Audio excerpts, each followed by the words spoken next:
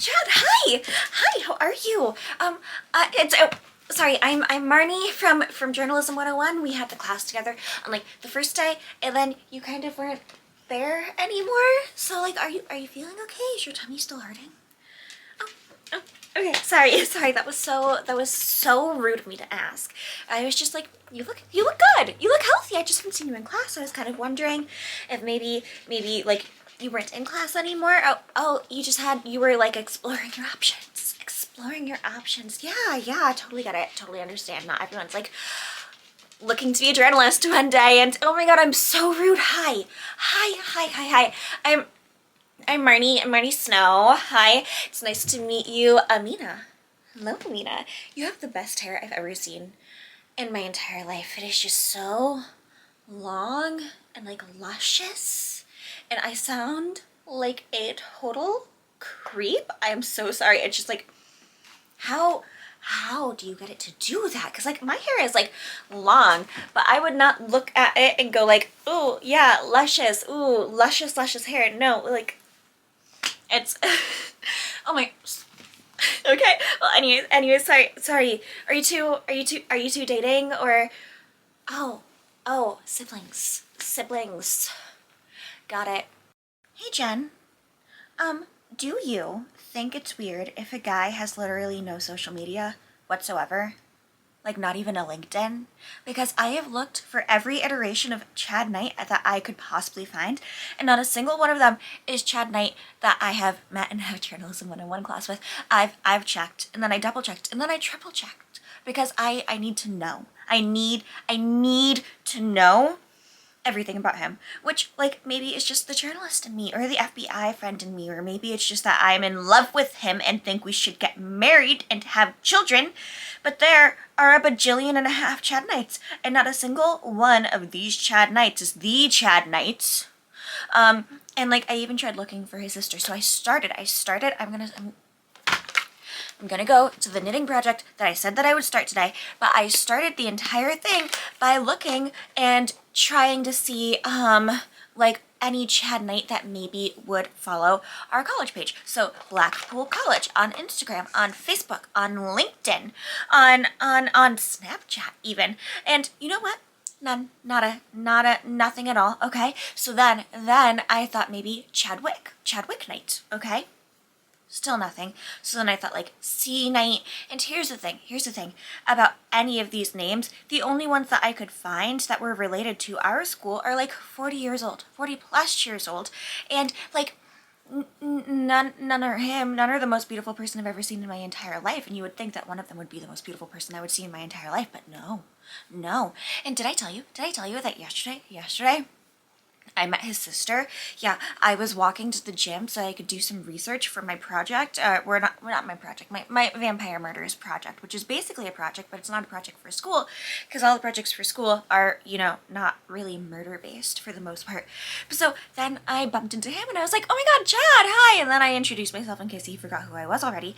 And he was like, oh yeah, hi, Marnie. And I was like, so are you gonna be, I don't know, coming back to class anytime soon? And he said yes. He said that yes, he was gonna be coming back to classes sometime soon, that he was just shopping around for classes in case there was anything else that he might want to take at that time, which I guess is kind of almost sort of commendable if you consider the fact that that means that he's also kind of flaky for not having made the decision and then deciding to stick to the decision.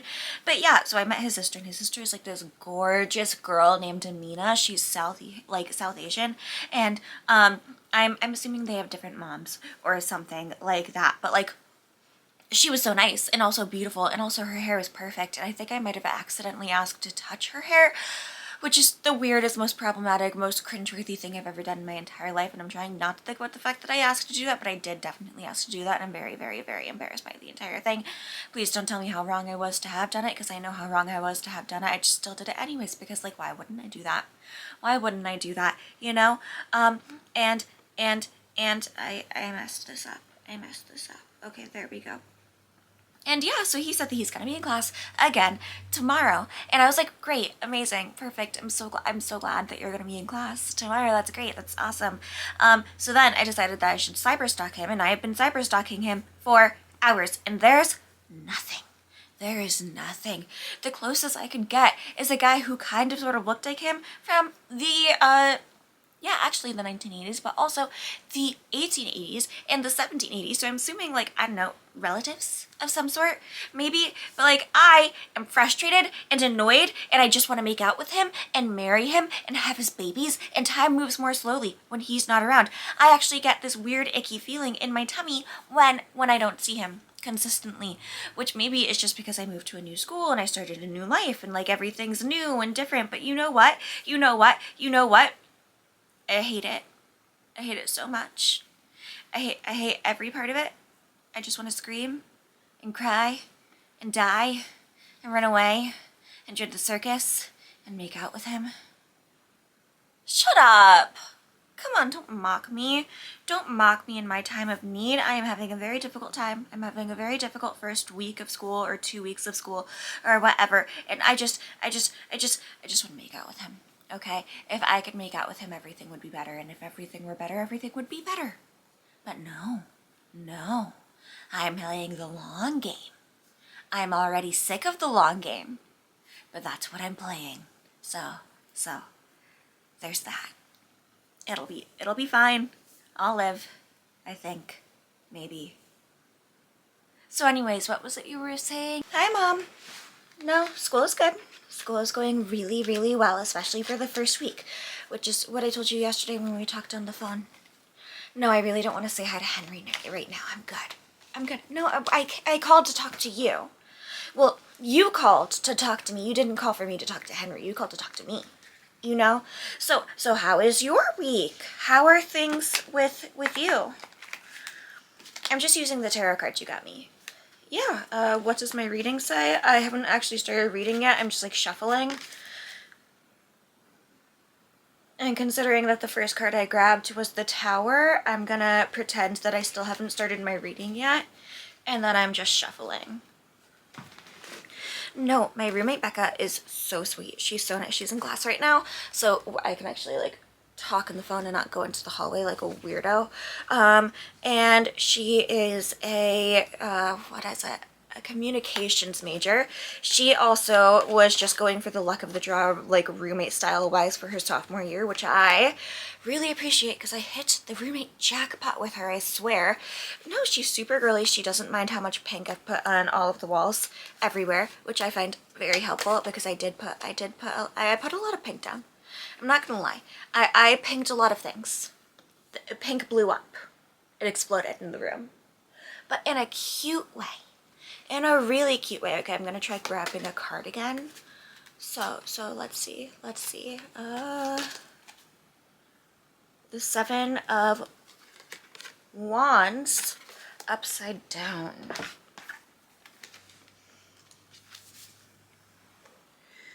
Wait.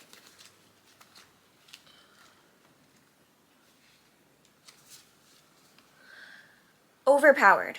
The path forward can be overwhelming and the burdens can be heavy with the judging eyes of the people around you. If you do not stand up for yourself, you will fail. Yeah, it does sound like a really weird amount like the last school. But that really means nothing. And I think we're good here. I love you. I just realized I'm supposed to meet someone for lunch. So I will talk to you later. Okay, love you. Love you, Mom. Love you. I love you so much. I love you. Okay, I'm gonna hang up now. I'm hanging up on you. Okay, I love you so much. Bye, Henry. Love you, Mom. Bye.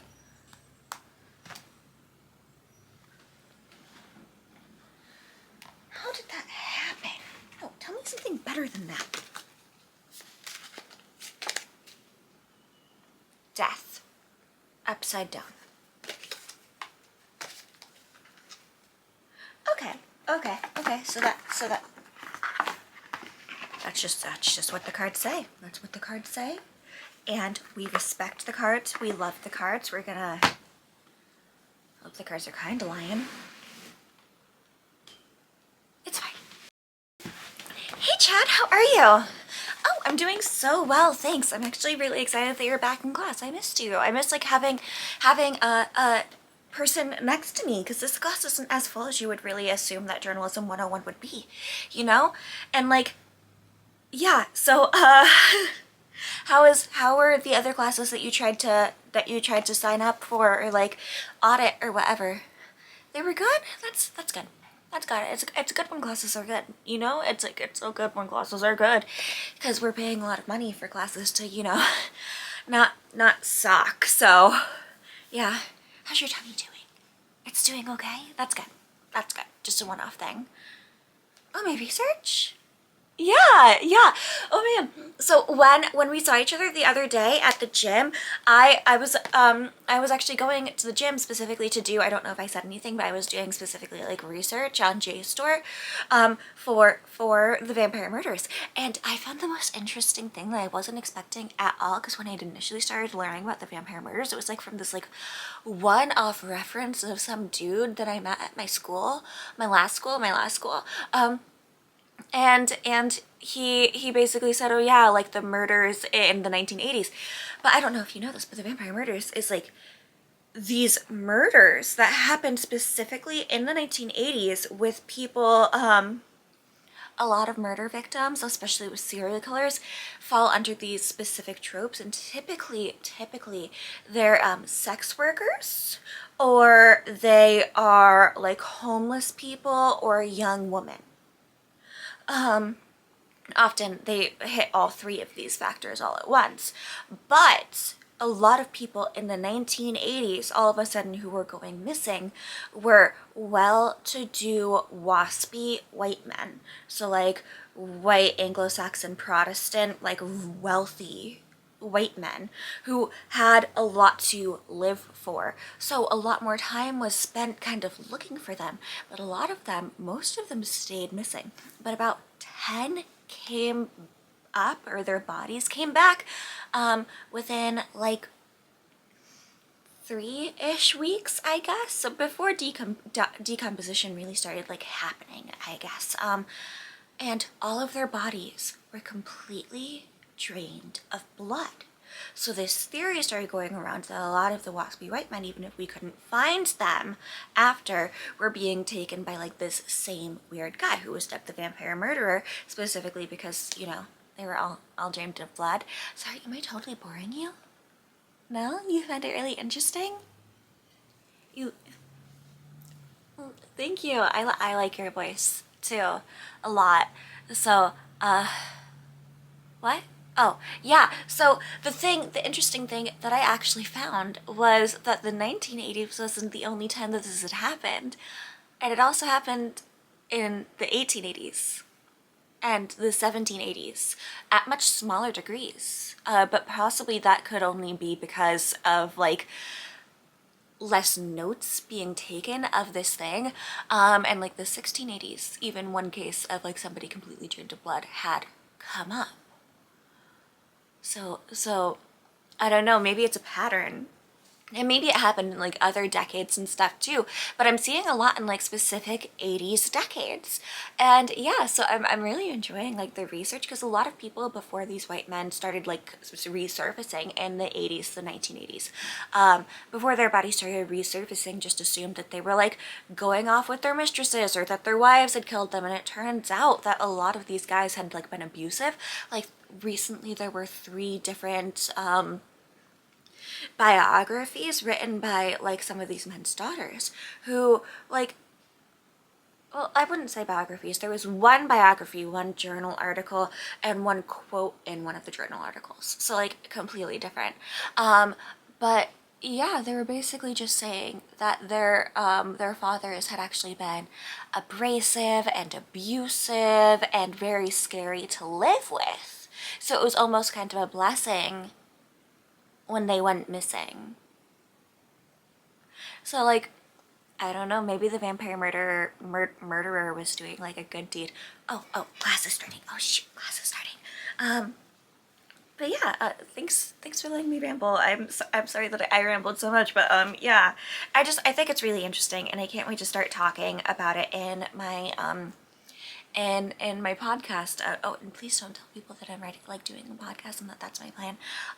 Cause like you know, people steal ideas sometimes, and like I'm not accusing people of stealing ideas. It's just like I want this to be on the down lows for as long as possible, so like there aren't 4 vampire murder podcasts by the time that I actually start doing my podcast. So